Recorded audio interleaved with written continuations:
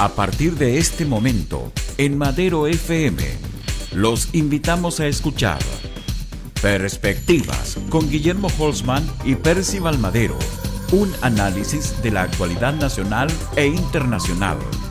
Perspectivas, a esta hora en Madero FM. Bienvenidos.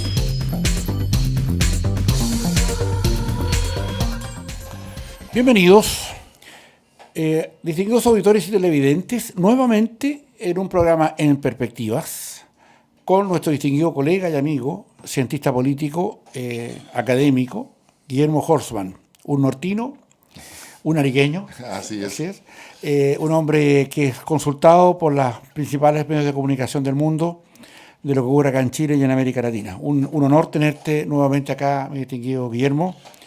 Y gracias por estar acá nuevamente. No, gracias a ti, Percival, por esta oportunidad de poder abordar temáticas que son de interés en forma mucho más tranquila y que espero que nuestro auditorio y televidente también les agrade como esta opción. Hoy día nos vamos a ocupar de un tema extremadamente delicado y que tiene que ver con consecuencias, digamos, que van a cruzar a toda la humanidad probablemente, que tiene que ver con esta guerra comercial con la que ya se han mostrado sus afilados dientes Estados Unidos y China. Es una guerra comercial muy especial, dado que China hoy día también está dentro del plano en lo económico, en el plano, digamos, de una economía neoliberal muy americana, y donde Estados Unidos ha mostrado su disconformidad porque muchos de los productos que hace China y que vende al mundo no son de su autoría intelectual. Así es. Son autoridades americanas, con donde se han violado el uso industrial de las patentes que China se niega a reconocer. Y eso ha originado también una escalada enorme de productos de los cuales se van a cobrar más impuestos, particularmente lo que es el acero y el aluminio. Y a su vez China ha contraatacado con 120 y tantos productos, donde está el vino, donde está, digamos, el pollo, cereales, etcétera, desde Estados Unidos. Entonces, ¿qué es lo que se viene en esto y de qué nosotros deberíamos cuidar y tener como resguardo acá en Chile, dado nuestra pequeña economía americana? A ver, yo por lo pronto, para esta guerra comercial y una guerra de las patentes, definitivamente está la negociación entre Estados Unidos y China, donde, como tú bien dices, China no quiere pagar los derechos de propiedad industrial, intelectual, o establecer un mecanismo para poder definir cuáles son. O sea, a ver, ¿cuál es el problema? Es, si yo tengo este teléfono, digamos, y yo el 80% de las piezas las fabriqué acá en mi país, y el 20% no, ¿ese teléfono es de mi país?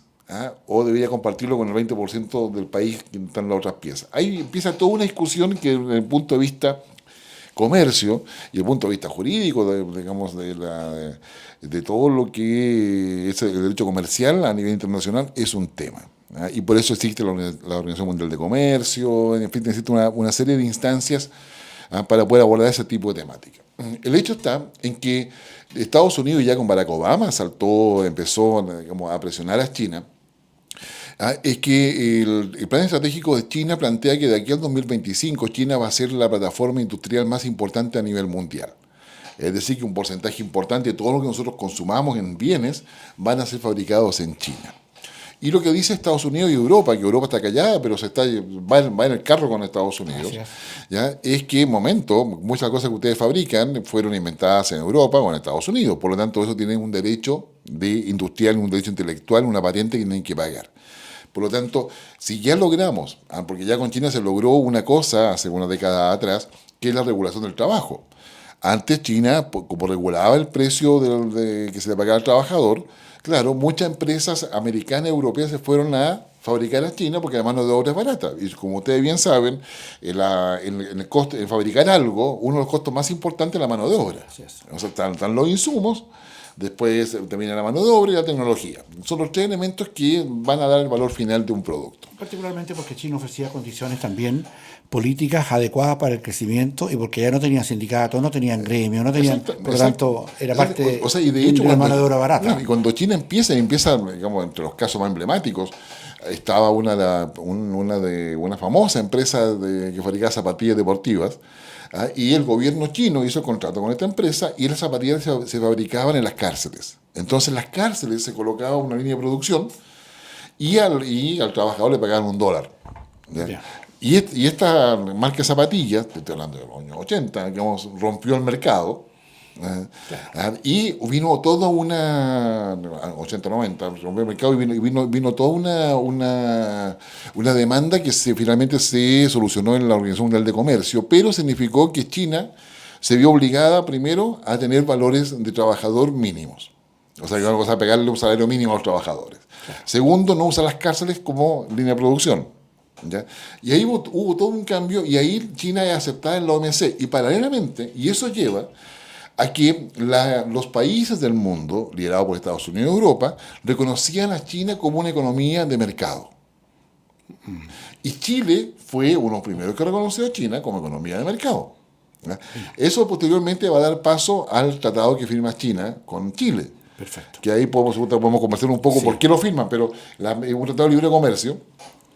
Porque China ya definitivamente es obligado a sumarse a la globalización bajo las normas de la globalización, que en ese minuto estaban dadas por la Organización Mundial de Comercio, por el Fondo Monetario y Banco Mundial, en lo principal. ¿Ya? Después viene todo eso, pero China seguía, digamos, fabricando cosas, así que te aparecía un iPhone, qué sé yo, un Samsung, digamos, falsificado o hecho allá sin pagar patentes, nada. Y aparecía con una serie de ingenios que era todo eso, digamos, robo industrial. Claro, robo de patentes que se habían hecho en Estados Unidos y en Europa. Exactamente. Entonces había todo un circuito en los cuales iban a robar las ideas y las fabricaban allá. Es decir, al punto tal, por ejemplo, de que los diseños de modas, por ejemplo, o sea, es decir, ya iba un chino, qué sé yo, el tipo iba, pagaba lo que le cobraban, no sé, por $50,000 por ir a la presentación exclusiva de un famoso diseñador, ¿ya? Digamos, él entonces compraba vestidos, gastaba $200,000, digamos, que compraba un vestido y después se iba al hotel, que el hotel todo con cámaras, qué sé yo, transmitiendo directamente a China, donde había una cantidad de gente, digamos, preparada para hacer lo mismo, el tipo de tela, etcétera, ¿ya? Y iba desarmando el vestido, qué sé yo, y se iban dando instrucciones para poder hacerlo. En menos de 24 horas, el vestido que había costado $200,000 ya estaba disponible a nivel mundial, que no sé, a $10 la pieza, por decir algo. Perfecto. O sea, entonces, ese tipo de cosas, lo propio pasó con los diseños de autos, en fin, con muchas cosas más y mucha tecnología también. Entonces, ahí viene un tema donde ya con Obama, como decía, se empieza a plantear el hecho de que China tiene que hacerse cargo de todo eso. Y esa plataforma industrial está asociada a patentes. Es en ese contexto donde está el tema con Corea. ¿Ya? Es en ese contexto donde está el tema con Rusia. ¿Ya? Acá se está negociando lo que va a hacer, lo que digamos alguna vez conversamos, que es la cuarta revolución industrial, y que tú me lo decías hace poco atrás fuera de micrófono, lo que es el mundo de la inteligencia artificial aplicada al comercio, la empresa, la industria, todo. ¿Ya? Es decir, eso se está negociando ahora entre China y es lo que está en juego. Es lo que está en juego. Ahora, como ustedes entenderán, como países como Chile, escasamente somos espectadores de todo esto. O sea, decir, veamos qué pasa, a ver quién gana. Es decir, nosotros estamos en la galería viendo el partido y a ver quién gana. ¿A quién aplaudimos? ¿Aplaudimos a China o aplaudimos a Estados Unidos? ¿Ya? Y ahí vamos a tener que tomar decisiones políticas importantes. Ahora, en la medida en que Estados Unidos sube los aranceles del acero un 25%, aluminio un 10%, China le responde subiendo los aranceles a 128 productos. Sí, técnicamente eso y en el cotidiano se llama guerra comercial. ¿Ya? Una guerra comercial, digamos, créanme, independiente de cuál sea el tamaño de la economía, tiene muchos costos y pocos beneficios. ¿Ya? Por lo tanto, países como el chileno, que puede ver en eso, por ejemplo, en el caso del acero, a Chile le viene bien, ¿ya? Porque obliga a China a buscar otros mercados.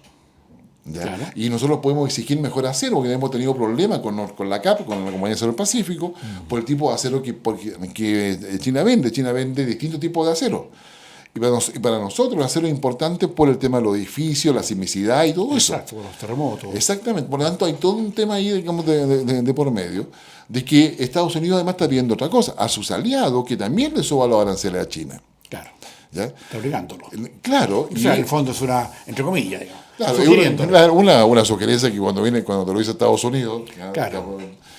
Es como cuando tu papá te decía, Percy, ¿no sería mejor Claro. que hicieras tal cosa? Claro. Claro, después a la segunda vez uno ya sabe que tiene que hacerla. Claro. Inicialmente uno cree que le puede decir que no, pero a la segunda vez ya sabe que hay que hacerla. Bueno, con Estados Unidos pasa algo parecido. Entonces, esta guerra comercial va a obligar a varios países, Chile incluido, a saber si acaso está con Estados Unidos o no. ¿Ya? Porque en la medida en que empezamos con los aranceles, la segunda parte que viene con esto son las medidas pararancelarias. ¿Ah? Es decir, nosotros exportamos, qué sé yo, frutas, ¿ah? Y sucede que mientras no esté certificado, qué sé yo, de fertilización, qué sé yo, el fertilizante que se ocupó y que esté aprobado, certificado, etcétera, la fruta se echó a perder en el muelle y nunca se distribuyó. ¿Ya? Entonces suben los seguros. Ya, por lo tanto, ya no es el mismo seguro que teníamos ahora, ¿ya? Porque lo poco emocionaba, sino que hay una serie de medidas que se van colocando como filtro y al final termina siendo un impedimento para el comercio. Y se hace vulnerable también para toda la fuerza laboral que está detrás de todas esas cosechas. Claro, claramente. O sea, se hace muy vulnerable, entonces tiene un efecto directo en la economía de aquellos países exportadores y que se ven afectados por el alza de aranceles. Obliga a una decisión estratégica de los países en términos de apoyar esta técnica de negociación, estrategia de negociación que está usando Donald Trump con China, porque nos obliga a países como los nuestros, o apoyamos a Estados Unidos o apoyamos a China. Nosotros estamos por el momento callados, porque no tenemos interés en ambas partes. Así es. ¿Ya? Entonces, intereses no menores. Entonces, pero si esto sigue, esa definición va a llegar, y eso hay que estar preparado. Lo tercero, considerar de que cualquier beneficio que alguien considere que se está obteniendo es coyuntural. Una guerra comercial, en la medida en que aumenta entre dos gigantes de la economía que tienen el peso a nivel global, va a llevar rápidamente a Europa, a Rusia, a varios países en una dinámica en la cual va a ser muy complejo la economía mundial a nivel financiero, se va a empezar a colapsar. Ya hemos visto las primeras reacciones en las bolsas. Sí. Ya, los seguros empiezan a aumentar. O sea, como si yo estoy produciendo 100 porque me iban a comprar 100, pero ahora van a comprar 20 porque subieron los aranceles y no voy a poder exportar lo que hago con lo otro. Los franceses, en su minuto, cuando se vieron enfrentados a eso, allá hace unos 15 años atrás, ¿qué cosa hicieron? Regalaron la fruta, o lo que no podían exportar. Claro, porque es más caro guardarla, claro, que mejor regalarla. Exacto. Entonces sí por hacer la pérdida nada más del producto, pero no de toda la gestión logística de guardar un producto, cualquiera que este sea. Guillermo, tú eres claramente un hombre muy entendedor de la geopolítica y se te ha reconocido en muchas partes del mundo por tus capacidades para poder tener una visión más bien, digamos, macro de las circunstancias. ¿No te parece a ti que más allá de lo que sean los aranceles del acero, del aluminio, esto tiene que ver con la guerra que se ve que viene Estados Unidos en unos años más con China, en el sentido, no hablemos de bélico, sino que más bien la deuda que tiene Estados Unidos con China y la manera como ha crecido y cómo ha ido ganando adeptos, particularmente en América Latina, China, donde el patio trasero de Estados Unidos no ha sido considerado. Los intereses que tiene acá en América, como más allá de los commodities, tiene que ver con cómo la influencia de China acá en América Latina, particularmente, en Chile también, porque no te olvides que el presidente Xi Jinping de Chile ha estado un par de veces acá en Chile y nos conoce, ha tenido relación con muchos, siendo nosotros un país, digamos, solo de 18 millones de habitantes, se nos considera. ¿Qué hay de esto en una visión geopolítica de que es hoy día la oportunidad, más allá de lo que está ocurriendo con Rusia, como se llama tú recién, con Corea del Norte, y no hay acá como un llamado a la preparación de una cosa distinta por los conceptos o yo diría por la influencia que tiene la tecnología, digamos, más bien que emana del propio Estados Unidos? Hablemos de Facebook, que hablemos de toda esa manera de cómo se está haciendo el comercio electrónico. ¿Cuánto de eso hay? Porque unos analistas, un analista americano, un inglés, que señalaba que claramente había opciones muy interesantes de poder empezar a medirse para saber que los dueños del mundo, con la tecnología cada vez más avanzada, es indesronable la visión norteamericana respecto a esto. ¿Qué hay de eso, a tu juicio? Y yo creo que mucho. Es decir, China tiene una capacidad industrial. ¿Qué significa eso? Una capacidad de fabricación a gran escala, ¿ya? Por la cantidad de gente que tiene, por la tecnología que ha incorporado, ya sea copiado, adaptado, lo que tú quieras, pero tiene la tecnología. No es menor que esté construyendo portaaviones, no es menor que tenga, qué sé yo, nave en el espacio. O sea, todo eso habla de que tiene. Pero sin embargo todavía no logra, salvo en temas de ciber, de todo lo asociado a los hackeos y todo ese tipo de cosas, salvo quizás ahí, entonces todo lo que es inteligencia artificial en realidad, quizás ahí tiene logros propios. Pero en todo lo otro todavía es dependiente de Occidente. Occidente sigue siendo todavía el lugar donde se producen los mejores inventos.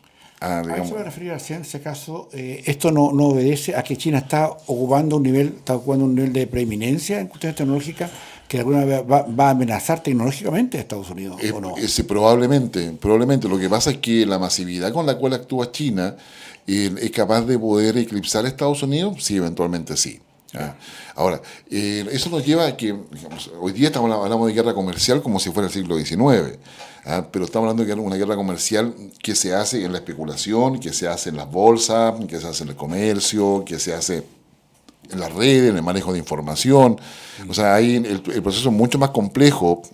O sea, uno lo mira porque suben o no suben los aranceles, pero mucho más complejo que eso. China hoy día yo creo que está preparada para poder satisfacer las necesidades yo diría, de solo el 50% de los países del mundo, porque más del 50% de los países del mundo dependen de China. Así que no más. Dependen de China. Dependen de China económicamente, como el caso de Chile. O sea, si cualquier cosa que pasa a China, la economía chilena se resiente completamente. Entonces yo te diría, hay acá un tema que es importante considerarlo. La capacidad de innovación de Estados Unidos y Europa se mantiene intacta, pero la estrategia que puede usar China puede ser capaz de opacar esa capacidad de innovación que tenga Estados Unidos. Hay quienes sostienen que Estados Unidos con Trump está haciendo lo correcto, uno para petarse, buscar la autosustentabilidad, o sea, yo me mantengo solo, soy capaz de tener mis propios recursos, ante esta arremetida china que no es controlable, ¿ya? Rusia se ha ido involucrando el tema del control de energía a nivel mundial, y está en eso, ¿ya? Que no es menor. De hecho, Putin, que ha señalado que ha llevado este proceso adelante, ha sido recientemente electo. Exactamente, entonces con 70 y tanto % de la votación. Sí. Entonces, yo diría, hay acá un tema en el cual la próxima guerra comercial, que vamos a empezar la guerra digamos, artificial, o sea, la guerra, digamos, la cibernética completa, o sea, todo lo que sea ciber, manejo de datos, o sea, lo que acaba de pasar con Analytic Cambridge. Exacto. Es una muestra de eso. Es decir, tiene que ver con los datos que se usaron para la campaña de Trump en Estados Unidos, proveniente de una base de datos de Facebook. Exactamente. Entonces, Cambridge Analytica. Claro, Sí. ahí hablamos de Big Data. O sea, ahora, ¿qué es lo que pasa? Que cuando uno mira el mundo es capaz de entender todo eso. Pero cuando tú miras Chile, o sea, bueno, ¿y qué hace Chile a ese respecto? Eso es una muy buena pregunta. Claro, o sea, tenemos el Banco Unificado de Datos, que permitiría juntar todos los datos de investigaciones que realizan las fiscalías, que soy yo de Gendarmería, todavía no pueden funcionar desde hace 10 años a la fecha. ¿Ya? Demasiado retrasado, dices tú. Claro, o sea, ahí deberíamos tener Big Data, obviamente. Claro. Obviamente. O sea, claro. Eso está, digamos, todo el manejo de datos en países como el nuestro está retrasado, está compartimentado, los datos existen, pero no están los elementos de comunicación para poder usarlos adecuadamente. No tenemos una industria asociada a lo que viene. Tenemos una industria que está retrasada en muchas cosas. ¿Ya? Entonces, Corfo ha hecho lo posible, en fin, hay mucha iniciativa, pero nosotros estamos, yo diría, en la galería, sí, pero al final, mirando lo que está pasando. Entonces yo me atrevería a decirte que hoy día, cuando tú miras el tema de las capacidades chinas, los chinos son capaces de mandarte hoy día un instructivo en español. Te mandan, como tú compras un dispositivo, te mandan el dispositivo. Incluso todavía te preguntan, ¿de qué calidad lo quieren? Quiere que dure tanto tiempo, tanto rato, y mientras mejor calidad, más caro. Más caro, perfecto. ¿Ya? Entonces ellos también segmentan los mercados. O sea, como el pobre también puede comprar, pero le vendemos una cosa menor, al país pobre, para refiero, de menor calidad. Entonces, yo te diría, la tecnología va a ser siempre más confiable de parte de Estados Unidos y Europa. Chile, yo te diría, aprovechando los acuerdos de libre comercio, particularmente con la Unión Europea, fundamentalmente debería avanzar a la adquisición de know-how para colocar industria acá. ¿Ya? Y yo te diría, apostaría a la industria europea, ¿ya? Porque de alguna forma tenemos que sumarnos a la industrialización, es decir, estamos demasiado atrasados respecto a cómo va avanzando el mundo. Los grandes negocios que está haciendo Chile en materia de transporte, ferrocarriles, digamos Santiago, Viña del Mar, etcétera, y otros más, pasan por tecnología china. Nosotros estamos obteniendo una gran influencia de China en este último tiempo. ¿Cuánto de eso amenaza o puede estar amenazado por tener a nosotros, nuestro país occidental, con un tutor occidental como es Norteamérica, Estados Unidos?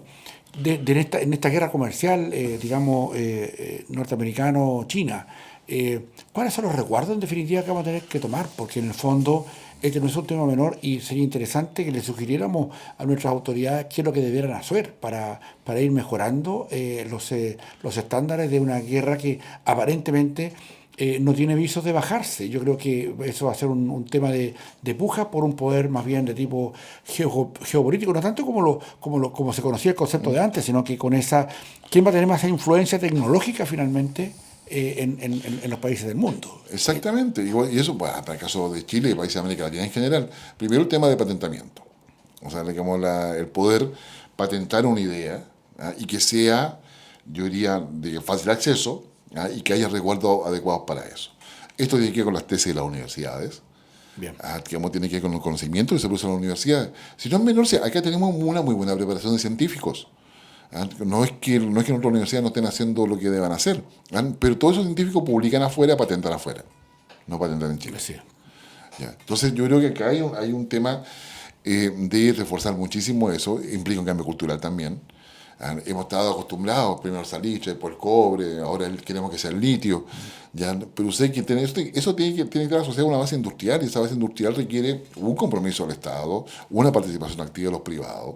Entonces ahí yo te diría se requiere ir generando esas capacidades, es decir, no podemos tener innovación boutique solamente, o sea, es decir, tiene que tener innovación que vaya un poco más allá. Si acá se hacen cosas, pero yo diría que lo más urgente es el tema de patentamiento, o sea, es decir, uno urgente, porque es ahí donde se van a dar las grandes peleas, y ya se están dando entre China y Estados Unidos, es el ejemplo más claro hoy día, pero después va a venir, qué sé yo, imagínate, o sea, decir, ya logramos salir de nuestra pelea con Perú con respecto al pisco. Sí. Por darte un solo ejemplo, pero después vienen los vinos, no sé, viene una cantidad de cosas impresionantes. Entonces yo te diría, patente que puede ser compartida, o sea, la Alianza del Pacífico, el TPP-11, trae elementos sobre ese tipo de forma. La solución de controversia cada vez van a ser más específicas y no asociadas a tribunales mundiales tan grandes como la Haya. Entonces, viene un cambio completo sobre eso, y sobre ello necesitamos una buena burocracia, definitivamente, que esté jugada por el Estado, y que sea bien pagada, etcétera. O sea, decir, y sea bien pagada también significa que si tenemos una base industrial, los sueldos de nuestros empleados también van a subir considerablemente. Entonces hay todo un aspecto dominó en todo esto, que es necesario poder considerarlo, y eso yo diría, sí, requiere 2 o 3 gobiernos que tengan la misma idea, para que eso funcione. Ahora, la mirada chilena, la mirada de la Cancillería, porque claramente nosotros no vamos a estar siempre mirando del último lugar de la carucha qué es lo que pasa, o de la galería que pasa finalmente con esta guerra. No podemos observar lo que nos va a hacer daño. ¿Cuál va a ser o cuál debiera ser nuestra incidencia? Una preparación más acorde en la formación universitaria, técnica, de la preparación más bien académica. ¿Dónde va? Porque claramente vamos a observar una guerra que no va a ser de armas, pero en el fondo va a ser tan poderosa y tan aniquilante como armas poderosísimas, porque muchos van a quebrar probablemente por esto. Entonces la Cancillería debe estar mirando en el peor de los casos, en el mediano de los casos y en el mejor de los casos, qué es lo que va a ocurrir. ¿Qué le recomendamos a la Cancillería? Primero, que converse con otro ministerio. O sea, la Cancillería requiere involucrarse mucho más en lo que está haciendo agricultura, minería, lo que están haciendo los ministerios sectoriales. Porque ahí necesitamos know-how, ahí necesitamos manejar, negociar condiciones distintas para poder usar procesos que han sido inventados en otros países y mejorarlos acá. O sea, si queremos fabricar vasos, ya, vamos a hacer todo un estudio de cómo se construye una máquina para fabricar vasos, o nos traemos el know-how de la fábrica de vasos, no sé, franceses. De cristal francés, y nos traemos ese know-how y la estamos instalando rápidamente. Eso es lo que de acuerdo. No sé, o sea, tratar de inventar los fenicios otra vez, no, o sea, es decir, tenemos que ir un paso, primero adaptarnos, o sea, digamos, tenemos una plataforma básica y sobre eso hay que empezar a evolucionar. O sea, mira, si es tan simple, ya, si nosotros sabemos que los grandes mercados futuros, y eso está escrito en todas partes, son los chinos, son los indios, ¿ya? Y África. Son los grandes mercados futuros. Como uno debería estar mirando. ¿Nos costaría tanto mirar cuáles podrían ser las demandas futuras que podría tener China, India y África en términos, qué sé yo, de elementos de cobre, de elementos de litio, de madera, qué sé yo, frutas, salmones. Claro, lo podríamos dimensionar completamente. O sea, nosotros tenemos la posibilidad de construir una industria orientada a esos mercados hoy día.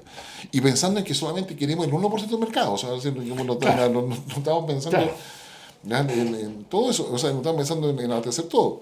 ¿Ya? Pero a lo mejor sí. La cuarta revolución industrial dice que si nosotros tenemos tomate, pero digamos, los chinos necesitan, no sé, 100.000 toneladas de tomate, nosotros con suerte fabricamos 20.000. Quizás otro país podemos asociarlo con la misma tecnología, el mismo tipo de tomate y le vendemos entre todos los 100.000 toneladas de tomate que requiere mensual. Este ejercicio más bien, digamos, de estrategias que apuntan más bien a los mercados hoy día de venta y compra de insumos, digamos acero, aluminio y otras cosas, a las que le va a poner eventualmente estos aranceles más altos China a los productos norteamericanos, nos está dando también una oportunidad probablemente que nos dé a nosotros una nueva plataforma para saber cómo entender el proceso de nuestra industrialización interna. Sí, eso por una parte. Y por otra parte, también entender de que en la negociación entre las dos grandes potencias a nivel mundial, Estados Unidos y China, se volvió a las viejas recetas económicas de que para presionar al otro en la posición ocupa aranceles. En el caso de Chile eso no puede pasar desapercibido porque nosotros por voluntad propia bajamos nuestros aranceles. Claro, para poder acceder a los redes internacionales. Pensando, digamos, que efectivamente así había sido, que la globalización lo que busca es que haya un comercio mucho más dinámico, y para que sea dinámico lo que sirve mucho es que los aranceles sean bajos, ¿ya? Porque no hay trabas para el comercio. Pero si ahora Estados Unidos y China lo están usando, debemos estar preparados nosotros también para usarlo. Gracias. ¿Y con quién? No sé, pero digamos, tenemos que tener en cuenta que volverá a colocar en el set de herramientas de la globalización los aranceles. Claro, que antes estábamos muy felices porque alcanzamos aranceles cero en nuestros acuerdos comerciales. Exactamente. Guillermo, muchas gracias por toda la opinión que se ha vertido en esto. Obviamente estamos frente a una gran amenaza de una guerra chino-norteamericana por el tema de los aranceles. Gracias por todas tus explicaciones que has vertido acá, en Perspectivas. No, gracias a ti, Percival, también gracias a ustedes. Queremos agradecerte que hayas estado acá, muy gentil nuevamente, y nos encontramos en otra perspectiva para analizar otra perspectiva, valga la redundancia, de lo que viene en nuestro distinguido panel de ideas con la cual nosotros recogemos lo mejor que está ocurriendo hoy día en el mundo y en el país. Muchas gracias, Guillermo, y gracias por estar nuevamente compartiendo los micrófonos de Madero para este programa de Perspectiva. Muy gentil. Ningún problema. No, gracias a ti, Percival, que estés muy bien. Muchas gracias, muy amables. Aquí concluye Perspectivas con Guillermo Holzman y Percival Madero. La actualidad nacional e internacional cada jueves desde las 2 de la tarde.